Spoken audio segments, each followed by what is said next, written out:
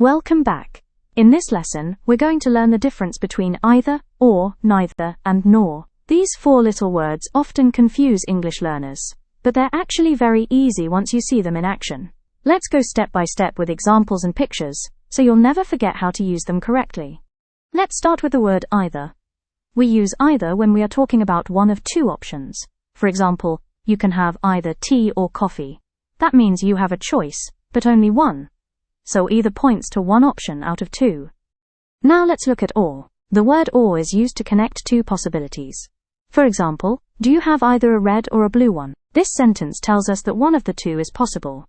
So remember, either always comes with, or when giving a choice. Next we have neither. We use neither when none of the two options are possible. For example, neither team won. That means zero, not one, not the other. So neither is the negative form of either. Now let's look at nor. The word nor is used together with neither. For example, neither tea nor coffee is available. This shows that both options are rejected. So remember, neither always pairs with nor. Here's a quick recap. Use either with, or to show a positive choice between two things. Use neither with, nor to show that none of the two things is true.